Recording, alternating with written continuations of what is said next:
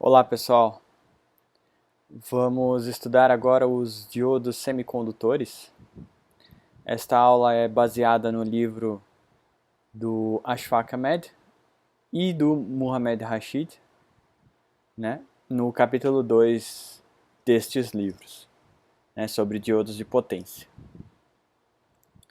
O que a gente espera aprender, né, com essa aula são as características, né, relembrar as características de operação de um diodo, analisar como seriam, né, circuitos com diodos, na verdade, isso fica mais como exemplos para vocês e exercícios, né, posteriormente.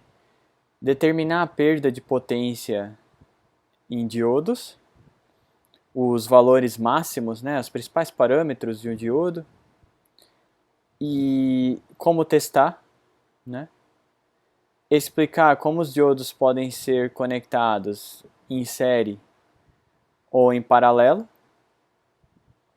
para aumentar os valores nominais máximos desses dispositivos, né? Bom, vamos começar então.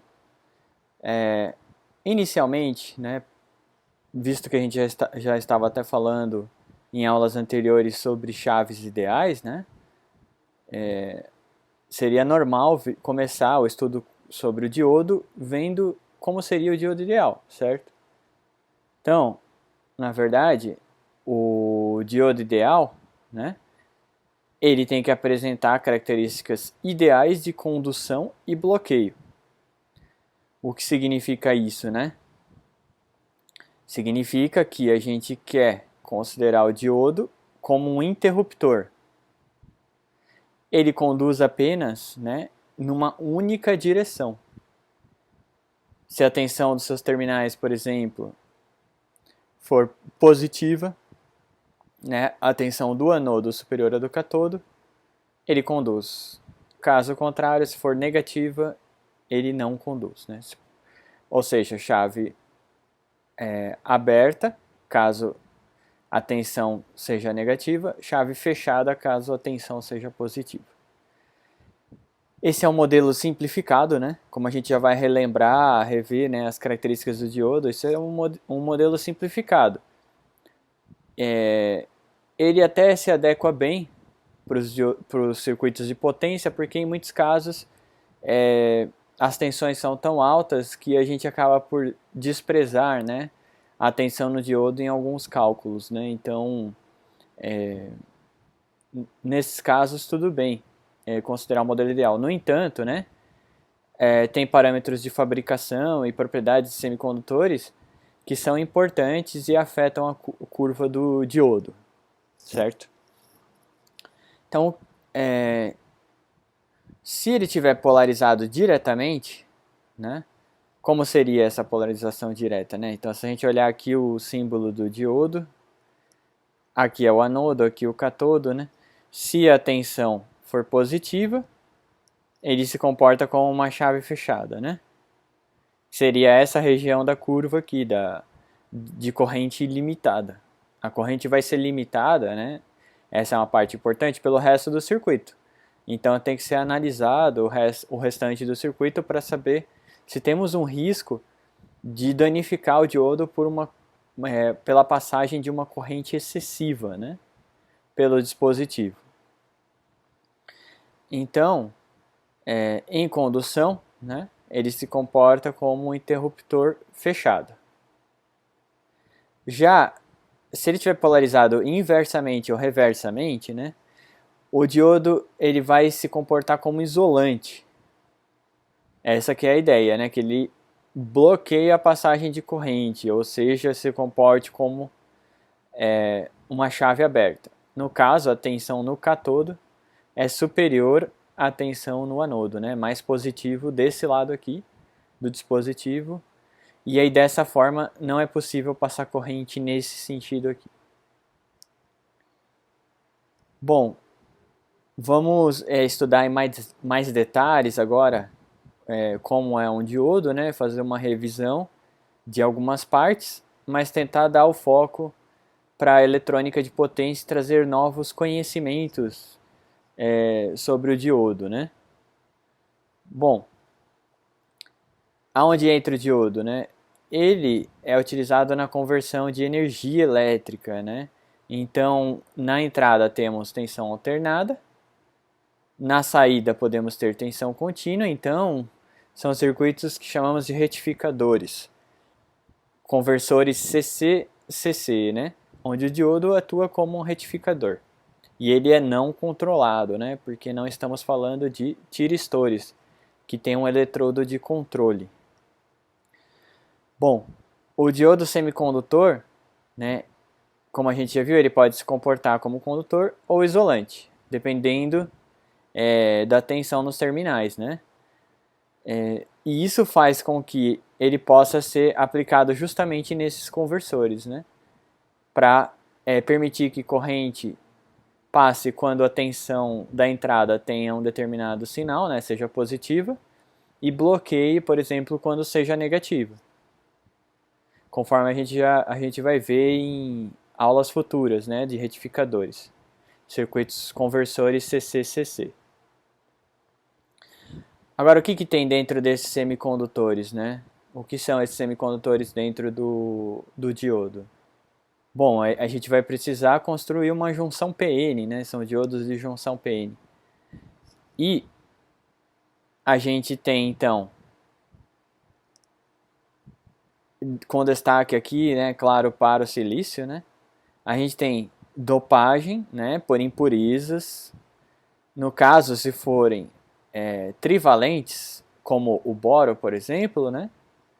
O que ocorre? Ocorre que, devido à presença desse material, né, que faz 3 ligações covalentes, o silício desejando realizar 4, ficamos com uma lacuna, né, uma ausência de um elétron aqui na banda de valência do silício, né? Isso, né, faz com que tenha um aumento do número de lacunas e a concentração vai ser aproximadamente igual ao número de impurezas, porque o semicondutor intrínseco, né, sem dopantes, ele tem uma concentração muito baixa de impurezas. Então, de impurezas não, desculpa, de lacunas. Então, isso faz com que, quando realize-se essa dopagem que eleva o número de lacunas, então temos um semicondutor tipo P, né, com excesso de lacunas, e o número de elétrons, que nesse caso é muito menor que o de lacunas, são chamados de portadores minoritários, certo? Então, portadores majoritários para um semicondutor tipo P são as lacunas, portadores minoritários, os elétrons. No caso de um semicondutor tipo N, a gente tem aqui, por exemplo, um átomo pentavalente com 5 elétrons, né, na última camada, e eles vão realizar 4 ligações covalentes com os átomos de silício ao redor e acabam liberando então um elétron livre para a estrutura, né, para a estrutura cristalina de silício. Isso faz com que tenhamos uma diminuição da concentração de lacunas, que são, neste caso, as lacunas, os minoritários, e um excesso de elétrons, que passam a ser os majoritários aqui nessa estrutura. Então temos a possibilidade de formar um semicondutor tipo P com excesso de lacunas causadas, né, geradas por uma dopagem por um material, uma impureza trivalente, ou um excesso de elétrons livres causado, né, esse excesso por uma dopagem por impurezas pentavalente, né, com 5 elétrons. Aqui temos uma representação, né, como tem que ser neutra, né, a estrutura. Esse elétron livre liberado faz com que localmente a gente tenha uma carga positiva, né, para neutralizar aqui na estrutura, né, nos átomos. E aí o elétron livre percorrendo a estrutura. E a concentração tem que ser igual, né, dessas cargas positivas, né, ligadas aos átomos, e a carga negativa dos elétrons livres liberados para condução. No caso do semicondutor tipo P, a gente tem as lacunas, o excesso de lacunas, que são a ausência, né, de carga.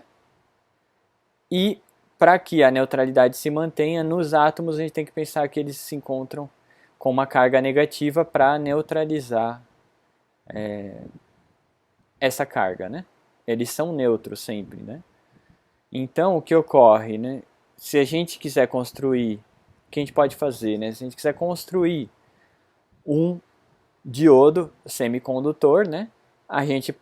O mais famoso deles, de silício, por exemplo, a gente precisa dopar com boro, uma região, dopar com fósforo, uma outra região, para obter, por exemplo, um tipo P e tipo N, e aí colocar os dois em contato. Quando a gente coloca os dois em contato, a gente forma a junção PN, certo? Vamos avançar então, agora que a gente já reviu como são, né, os semicondutores tipo P e tipo N, né? A gente tem aqui o diodo, né, o símbolo dele, desse lado o anodo, o catodo. Desse lado a gente tem uma conexão metálica com a região P, e deste lado uma conexão metálica com a região N, né? E internamente ao diodo a gente tem a junção PN, como a gente vai ver. Normalmente tem uma identificação, né, dada ou pelo símbolo do diodo ou por uma marcação, né, para indicar onde se encontra o catodo e o anodo do dispositivo, né? Ele só tem dois eletrodos e a gente precisa saber quais são, porque a corrente passa num sentido e não passa no inverso, né? No sentido inverso. Bom, voltando aqui, né, a junção PN, então a gente tem aqui o anodo e aqui o catodo, e vai ocorrer, né, quando a gente põe aqui os dois em contato, o que ocorre? Aqui eu tenho um excesso de lacunas e aqui um excesso de elétrons. Então vai ter um deslocamento de lacunas para o lado N e um deslocamento de elétrons do lado N para o lado P. Né? Isso aqui é uma corrente de difusão, dado que eu tenho um excesso de cargas positivas de um lado, excesso de cargas negativas do outro. Então elas querem tentar aumentar a concentração de cargas negativas desse lado e de positivas do lado oposto, né? O que ocorre conforme essas cargas migram, né? Elétrons para a esquerda e lacunas para a direita? Forma-se, né, a camada de depleção aqui entre os dois materiais, o tipo P e o tipo N. No caso, né, inicialmente, a gente tinha lá a carga nos átomos como positiva e os elétrons livres liberados, certo? Como os elétrons livres migraram para a esquerda, eles deixaram expostas essas cargas dos núcleos positivos. Do lado esquerdo, a gente pode pensar assim, né? Que tinha a carga negativa dos átomos e as lacunas, né? As cargas positivas, por assim dizer, na estrutura. Como essas cargas positivas ou migraram para cá ou receberam elétrons, revelaram, né, dessa forma a carga negativa dos átomos que estavam aqui na interface, né? Então a gente fica com, do lado N, uma região que teve uma perda de carga negativa para um lado e uma região do lado P que teve uma perda de carga positiva. Então elas têm aqui polaridades opostas. Do lado P eu tenho aqui uma região negativa, do lado positivo eu tenho uma região negativa, e do lado negativo eu tenho uma região positiva, certo? Isso vai fazer com que, né, quando uma carga positiva queira continuar atravessando por difusão, ele encontra aqui uma barreira, certo? Porque surge um campo elétrico no sentido oposto aqui. Então, tem uma tendência natural a conter esse deslocamento, né? Senão continuaria crescendo essa camada de depleção. Então, devido à formação de um campo elétrico, a formação de uma barreira de potencial, né? Ou seja, surge aqui uma barreira, uma montanha de energia que eles precisariam ter, né, essas cargas precisariam ter para suplantar, né, essa barreira. Conforme essa barreira se forma, cessa-se o movimento, né, de cargas negativas para a esquerda e de positivas para a direita, né. Pode-se analisar assim para ver que há então uma limitação da corrente de difusão. Por outro lado, devido à presença desse campo elétrico, né, e a presença de portadores minoritários, por exemplo, portadores minoritários do lado N são cargas positivas, né, lacunas.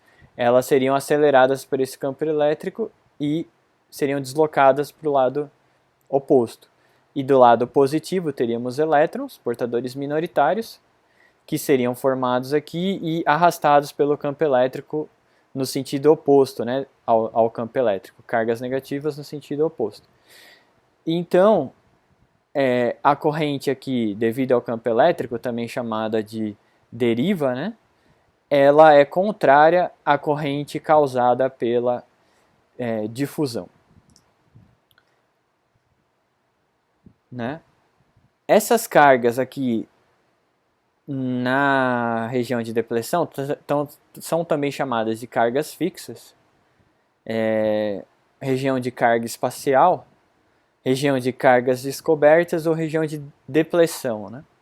É o nome dessa região ali da junção PN. E é graças a ela que a gente tem o comportamento de um diodo, né? Se não fosse a junção de dois materiais diferentes, não teríamos um comportamento de diodo. Ok, então, essa tensão de barreira que surge, como eu comentei, né, devido ao campo elétrico na interface, depende do material utilizado, né? Vai depender do material. No caso do germânio, esse valor é baixo, é 0,3 volts, no caso do silício, 0,7. O maior impacto disso é que o germânio vai tender a consumir menos potência quando estiver conduzindo, porém no sentido reverso, ele bloqueia menos a passagem de corrente. E ele resiste também resiste também menos a tensões inversas aplicadas, tendendo a romper, né? Bom, não é possível medir esses valores, porque essa diferença de potencial que a gente vê, ela só existe na junção, né? E não entre os terminais externos do diodo, né? Então não é possível medir isso diretamente. Você acaba obtendo esses valores de forma indireta ao levantar a curva do dispositivo, né? Então, como seria justamente, né, a curva característica de um diodo com foco, né, até esse momento em diodos de silício, de junção PN, né? Bom, com polarização nula, fica com uma revisão para a gente, né?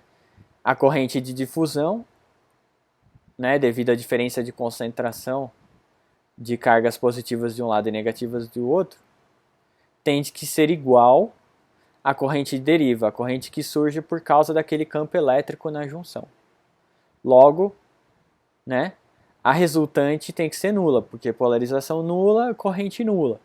Então as correntes têm que ser iguais. Em polarização direta, né, aplicando uma tensão positiva, a gente tem um efeito de diminuição da barreira.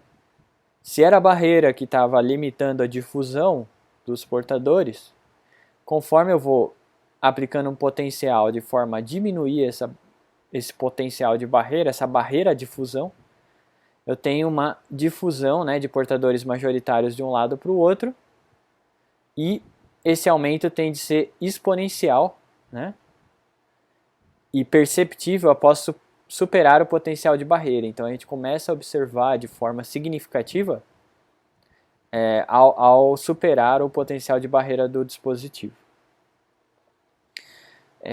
Na polarização reversa, a gente tem um aumento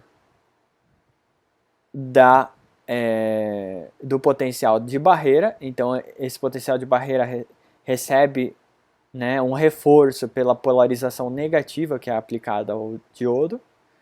Né, temos um aumento da camada de depleção. Isso dificulta cada vez mais a difusão. Com potencial baixo, já em torno de 1 volt, a corrente de deriva já se torna praticamente desprezível. Né? De difusão. Se torna praticamente desprezível. Certo? Então, a gente começa a ter, né, agora, uma presença significativa da corrente de deriva. Só que ela em si é constante.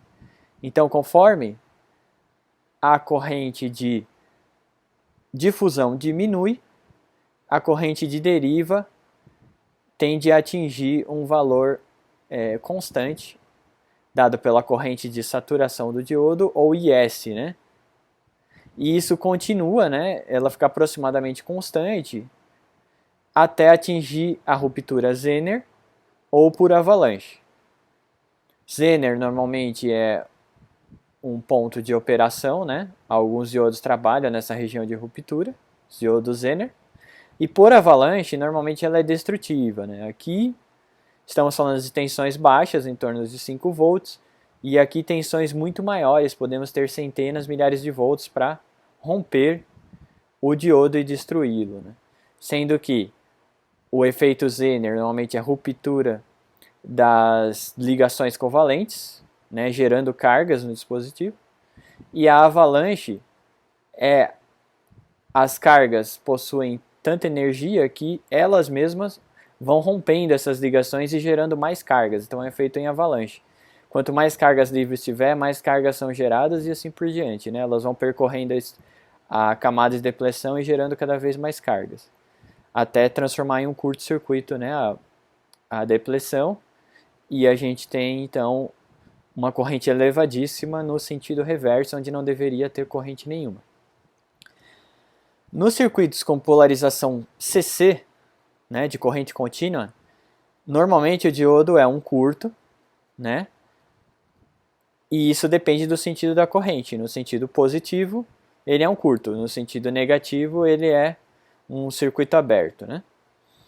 Com polarização CA, é semelhante, né, ao anterior, porém a gente tem que estudar o sentido da corrente em ambos os semiciclos da fonte.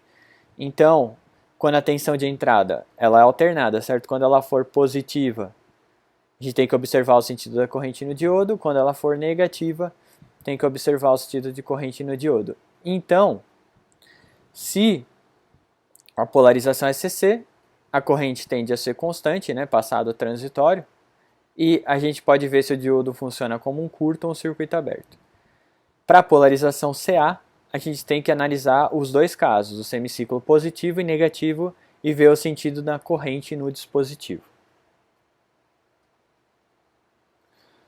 Ok, então, como seria a curva, né? A gente tem aqui a polarização direta, passada a tensão de barreira ou tensão de joelho, a corrente cresce exponencialmente. No sentido reverso, ou polarização inversa, a corrente é baixa, até um momento que a gente tem agora um novo joelho, mas já é um joelho ligado à ruptura aqui. E normalmente para tensões muito maiores que essa aqui, certo? Não está em escala a curva. E aí ele tende a conduzir uma corrente elevada e romper, né? Essa seria aqui a região de ruptura do diodo. Condução, bloqueio e ruptura. Quais são os principais modelos, né? Apenas com uma revisão, que isso foi visto em eletrônica, né? Se a gente não tiver perdas, né, seria o dispositivo ideal. Ele é simplesmente uma chave aberta, uma chave fechada. E é uma primeira aproximação útil para análise de defeitos. Se a gente quiser fazer uma segunda aproximação, a gente substitui o diodo por uma bateria, cujo valor é a tensão de barreira, né? A barreira de potencial que a gente tem na junção. Por exemplo, 0,7 volts para o silício, né? e ela é útil para cálculos mais precisos, já tende a fornecer um resultado bem preciso. Uma terceira aproximação seria a bateria mais resistência. Essa já dificulta mais o cálculo e normalmente essa resistência é desprezível, né? Porque ela é normalmente menor que 1 ohm. Vai depender da carga, mas se ela é menor que 1 ohm, tende a ser desprezível.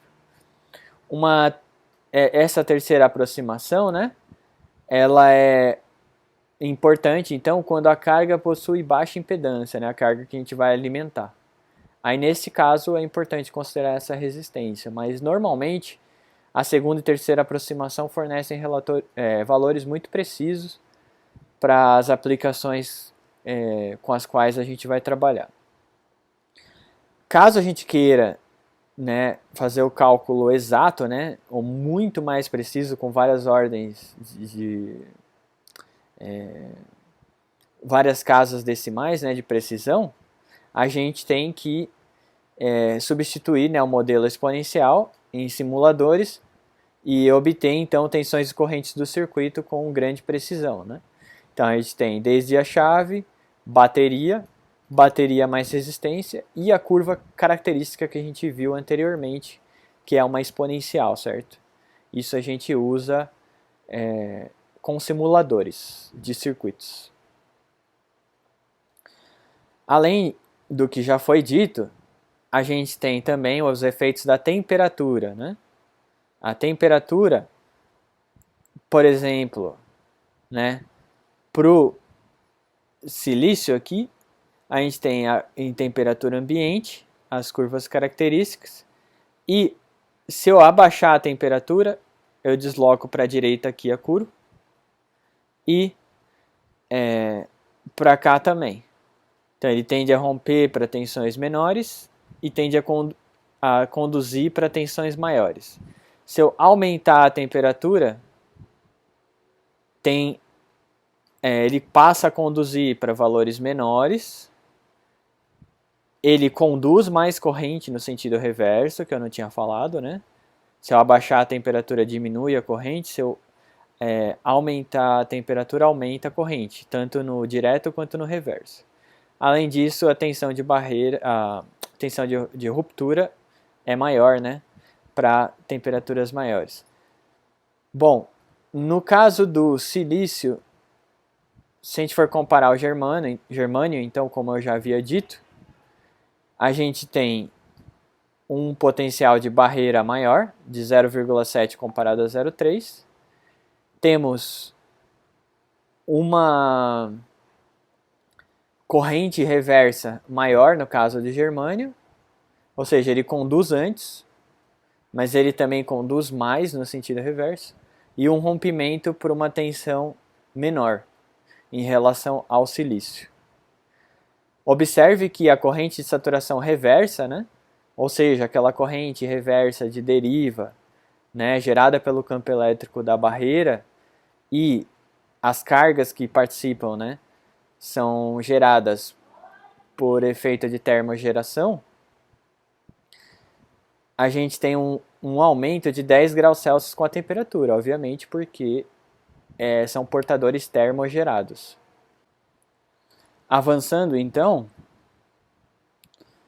a gente tem, além do efeito da temperatura, a gente tem a presença de uma capacitância devido a essa junção PN, certo?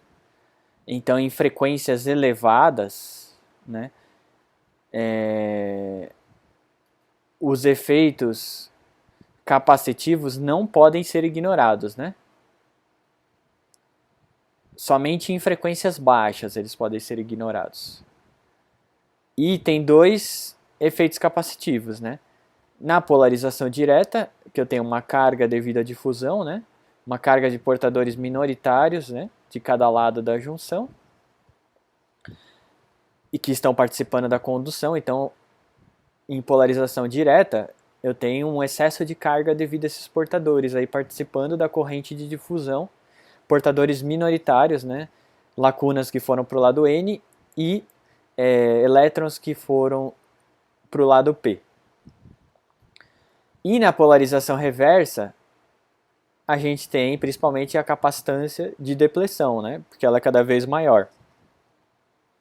Então são duas capacitâncias diferentes que a gente tem. E o valor, como a gente pode ver, depende enormemente da polarização. Isso é usado em alguns tipos de circuito, né? A variação dessa capacitância, por exemplo, para sintonização, né? Para sintonia, desculpa. Para sintonia de algumas frequências devido à capacitância, né, que se altera. A gente altera o ponto de polarização e sintoniza uma outra frequência aí para operar, por exemplo, como um rádio. Vamos agora então passar a parte mais interessante para a gente em termos de eletrônica de potência, que são as perdas e os principais parâmetros do dispositivo, né, que a gente tem que prestar atenção. Então, como a gente já viu anteriormente, né, a perda total no dispositivo é dada pela perda em condução, a perda com a chave aberta, então aqui condução são on-off, né? Aqui chave fechada e aqui chave aberta, mais a potência em chaveamento. A fórmula para calcular aqui a potência com chave fechada, chave aberta e chaveamento on para off e off para on, a gente já viu na aula passada, são as mesmas fórmulas, né? Então a gente pode aplicar para circuitos com diodos também. A gente vai praticar em exercícios para ver que isso é verdade, né? Então eu não vou trazer novamente as fórmulas, mas apenas a gente tem que substituir quando ele está conduzindo a tensão que cai na chave, certo? Quando ele está cortado, a gente tem que ver essa corrente de fuga, que normalmente é a corrente de saturação. E quando ele está chaveando, a gente tem que prestar atenção em quais são os tempos de chaveamento, certo? Então, esses são os principais parâmetros que vão influenciar no cálculo dessas perdas, como a gente vai ver. Então, se a chave está bloqueada, ela está sujeita a uma tensão elevada, né? Como se expressa isso para um diodo, né? A gente tem normalmente uma tensão de pico inversa, tensão de pico reversa ou tensão de ruptura. Esses três parâmetros aqui normalmente representam então somente um fenômeno que é a polarização reversa do diodo por uma tensão elevada. Normalmente é o valor da tensão de entrada do circuito de alimentação, né? Considera-se que quando ele está aberto, cai toda a tensão nele, né? Agora com a chave fechada, né? Com o diodo conduzindo, a gente tem um parâmetro que é a corrente direta máxima, né? Média máxima, no caso. Então isso aqui considera-se como se fosse de corrente contínua, ou então, se ela for variável, eu calculo a média em um intervalo de tempo, né? E esse valor não pode passar de um determinado nível, né? No primeiro caso ali, a gente pode ter centenas, milhares de volts, né? Reverso. E aqui direto, normalmente, a gente tem em torno de 1 ampere, né? E isso está associado a uma tensão de polarização, que pode ser, por exemplo, 1,1 volt. Né? 1,1 volt, 1 ampere, associado a uma potência máxima então, de dissipação na chave. A gente tem o tempo de recuperação reverso, que a gente já vai ver o que é, né? Temos a temperatura máxima de junção. Então, como a gente viu, a temperatura afeta enormemente as curvas características da chave. Então, a gente tem que respeitar aqui a temperatura de operação especificada na folha de dados do componente. Além disso, tem a corrente máxima de surto. Então, esse valor aqui é um valor de pico que ocorre, né, de corrente, mas não é um valor médio, certo? É um valor instantâneo elevado que a gente tem que respeitar. Não pode atingir um valor acima desse aqui especificado. Caso contrário, a gente rompe a junção, né? E o dispositivo estaria perdido nesse caso. Então, respeita-se tensão reversa para que não rompa, corrente direta para que não dissipe uma potência elevada, tem um tempo de recuperação reversa que leva a frequência de operação, né? Importa para a frequência de operação do circuito. Temperatura máxima de junção também está relacionado à potência máxima dissipada, os níveis de corrente do circuito, né? E também em volta dele, né? Do ambiente, caso isto afete, né? O ambiente afete a temperatura do diodo, a gente precisaria de um dissipador, né? E a corrente máxima de surto, que está relacionado também à máxima potência, né? Que a gente pode dissipar. Então, seja em reverso ou indireto, a gente tem associado parâmetros como tensões de ruptura da junção, potência máxima em condução e máxima frequência de operação.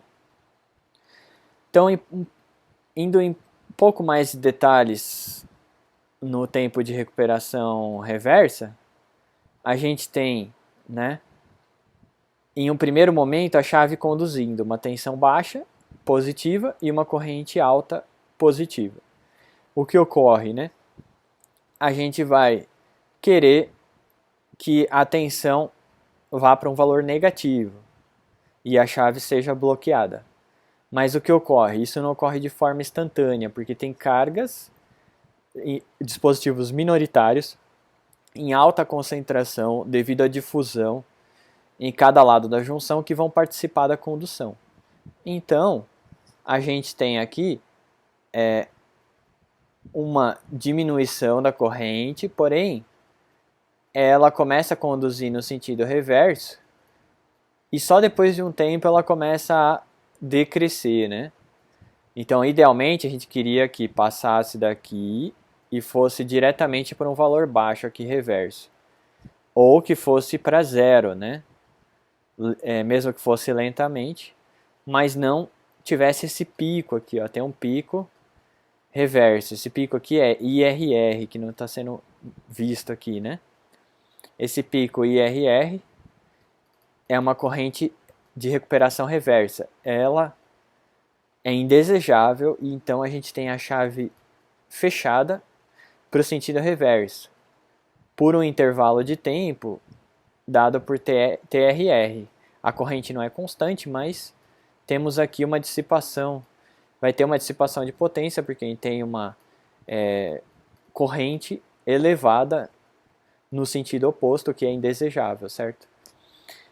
E inicialmente a tensão cai e só depois de um tempo ela começa a se tornar cada vez mais negativa. Esse transiente aqui está associado com o quê? Com o que eu acabei de falar das cargas de difusão, certo?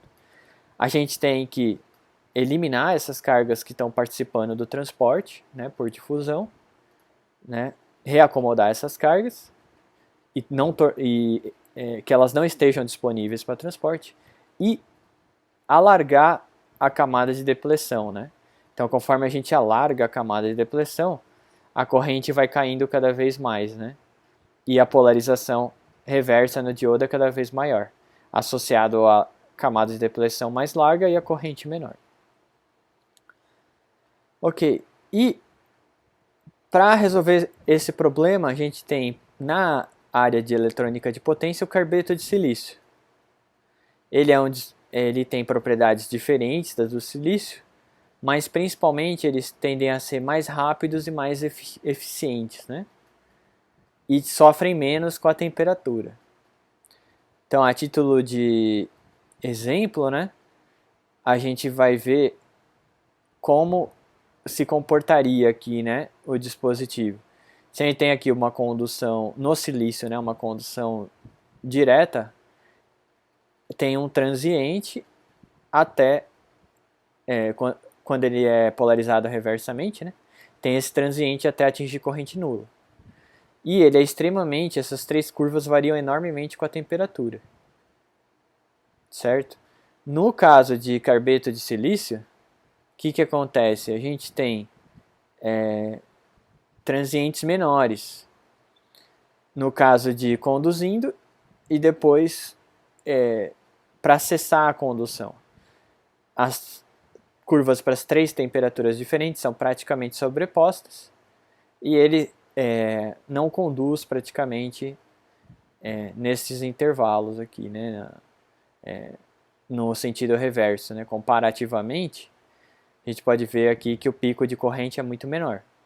O transiente é mais rápido e é menos sensível à temperatura. Pico menor, mais rápido e insensível à temperatura. O mesmo ocorrendo aqui no sentido de bloqueio para condução, né, desses dispositivos à base de junção PN. Como a gente classifica os diodos de potência, né? Então a gente tem 3 classificações: diodos padrão ou de uso geral, diodos de recuperação rápida, diodos Schottky. E aqui a gente tem um exemplo, né, de vários dispositivos aqui, né? Os achatadinhos, os que são aqui compridinhos e os que se parecem mais com os de baixa potência que a gente conhece, né? Mas temos aqui uma série de dispositivos de potência, de diodos de potência. Bom, então temos 3 tipos, vamos ver rapidamente cada um deles, né, para a gente ter conhecimento da existência, né, desses 3 grupos. Os de padrão de uso geral, eles são normalmente os mais lentos, na faixa de 25 microsegundos, suportam tensões e correntes elevadíssimas, certo? Esse é o primeiro grupo. O segundo grupo, como o nome diz, ele é de recuperação rápida. Ele vai ter um tempo de recuperação pelo menos uma ordem de grandeza inferior, e ele vai ter suportar correntes, né, menores. Então, para a gente ter uma recuperação rápida, né, a gente acaba perdendo aqui em capacidade de corrente. Temos 2 formas de fabricar, dependendo da tensão que o dispositivo suporta, né, sendo ou por difusão ou epitaxial. Por fim, o último grupo que a gente citou, a gente tem que ter em mente, né, que ele vai trabalhar com valores muito menores agora, tanto de tensão quanto de corrente, mas ele tem um tempo de recuperação de nanosegundos, ou seja, já estamos aqui 2 ordens de grandeza em relação aos de uso geral, em termos de tempo. Então, o que leva à classificação deles aqui é principalmente o tempo de recuperação.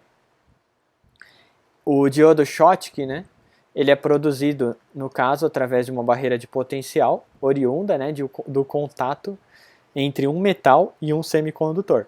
Não é mais uma junção PN como a gente estava vendo, né? Então ele é um dispositivo especial. E pode ser aplicado, né, principalmente em fontes de alimentação e em circuitos de alta frequência, mas não de altíssima potência como a gente viu. Ele acaba por ter também uma corrente de fuga maior, que é consequência, digamos assim, dada a sua rapidez, ele tem prejuízos em termos de nível de corrente e uma corrente de fuga maior.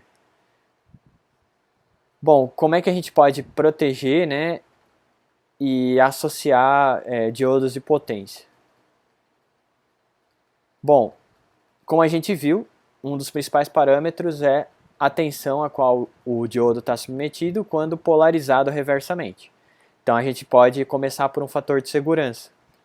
Por exemplo, se o diodo suporta uma tensão reversa de no máximo 1000 volts, com o fator de segurança 2, ele iria operar no máximo a 500 volts. Né, o fator de segurança mais comum seria 1,2, um fator 2 seria um bom valor para trabalhar. Mais caro economicamente, porém muito mais seguro. Sobre corrente, então a gente tem risco, né, de destruir o diodo por um excesso de dissipação de potência quando ele está conduzindo, e aí a gente pode simplesmente utilizar um fusível, né, que faça respeitar, né, que esteja dentro das especificações do diodo para que rompa o fusível antes de romper o diodo, né, caso de uma sobrecorrente. Então, sobretensão eu projeto de forma a não ser exposto a tensões elevadas, e caso tenha sobrecorrente, um fusível, né, em termos de circuitos de potência. Quanto aos transitórios, né, a gente tem que se preocupar, quando está chaveando, para que não ocorram picos, né, de tensão e corrente no dispositivo. O circuito snubber seria um circuito RC, né, resistência mais uma capacitância, em paralelo com o diodo, fazendo com que, quando o diodo tenda a entrar em condução, por exemplo, isso não aconteça instantaneamente, mas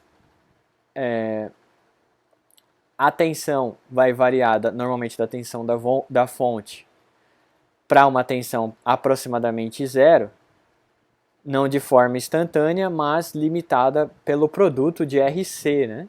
Da resistência que eu vou colocar e da capacitância que eu vou colocar. Então o produto deles vai limitar. E é claro que o produto RC tem que ser, por exemplo, 1/3 de metade do período, né, de chaveamento. Caso contrário, se o RC for muito lento, pode inviabilizar o funcionamento do circuito, né, de potência, e o RC não pode reter demais a variação, mas ele serve para retardar, só que não demais a variação de tensão no dispositivo. Bom, a gente pode associar em série ou em paralelo esses diodos para, por exemplo, se for em série, eu aumento a tensão de bloqueio, certo? Então, quando eu estou com uma tensão reversa elevada, eu tenho 2 em série, eu quero dividir, por exemplo, metade, né, se for 1000 volts, 500 volts para cada diodo. Em paralelo, eu quero aumentar a corrente direta. Então, se está em paralelo, eu quero que passe corrente por um, passe corrente por outro, então eu dobro a capacidade de tensão. Se eu for conduzir, por exemplo, 2 amperes, eu poderia passar 1 ampere por um diodo e 1 ampere por outro em paralelo, certo? Qual que é o problema? A gente tem uma dispersão entre as curvas características de tensão por corrente entre diodos diferentes. Ou seja, a gente tem uma dispersão das curvas, né? E isso faz com que a gente tenha um dispositivo que vá trabalhar, por exemplo, se eu for aplicar 1000 volts e eu quisesse cair 500, pode ser que caia 800 volts em um e 200 em outro. Ou seja, não está bem distribuído. Ou então vai passar corrente e se eles estão em paralelo, né, e tem o mesmo potencial, para o mesmo potencial, um está conduzindo, por exemplo, 0,2 amperes e o outro está conduzindo 1,8 amperes, certo? Então eles são bem diferentes. E aí eu tenho correntes e tensões diferentes nesses dispositivos. A solução são a associação de resistências. Como seria isso, né? Fica aqui para vocês observarem, né, e depois olharem com mais calma. Se a gente tiver diodos aqui, ó, reversamente e em série, reversamente em relação polarizados, né, em relação à fonte, né, a tendência a passar corrente nesse sentido pelos diodos, eu coloco resistências em paralelo para que eu possa controlar qual que vai ser o potencial aqui e aqui, né? Escolhendo o valor de R com cuidado. Tem uma fórmula aqui para calcular o valor de R, que é a mesma fórmula, né, para os dois circuitos que a gente vai ver, mas aqui em paralelo, calculando o R por essa fórmula, a gente pode fazer com que VD1, né, a queda de potencial aqui, menos VD2, seja um valor menor do que eu citei, por exemplo, né, que caísse 800 volts em um e 200 em outro, eu posso tentar fazer cair um valor menor, por exemplo, 550 volts aqui, 450 volts aqui. Eu posso controlar isso de forma variando aqui o R para que eles se comportem como esperado. No caso de eu querer dividir a corrente, né, para que dissipe menos potência em cada diodo e mas o circuito possa conduzir um valor mais elevado, a gente coloca resistências em série. Então aqui, diodo em série, resistência em paralelo. Aqui, diodo em paralelo, resistência em série. Essas resistências em série são calculadas por uma fórmula bem parecida aqui com a do outro caso. E eu posso fazer com que a corrente, que por exemplo poderia ser 80% para um lado, 20% para o outro, seja mais próximo de 50% de um lado, 50% do outro. Certo? Aqui no alto é apenas um exemplo para mostrar dois diodos com curvas bem diferentes, né? Então, por exemplo, aqui nesse caso, para uma mesma corrente reversa, eu tenho tensões completamente diferentes para cada diodo, em torno de 250 a 300 para um, em torno de 650 a 700 para outro. Então, valores muito distintos, fazendo com que a tensão no terminal seja bem diferente, né? É isso, obrigado. Por hoje é só e até a próxima aula.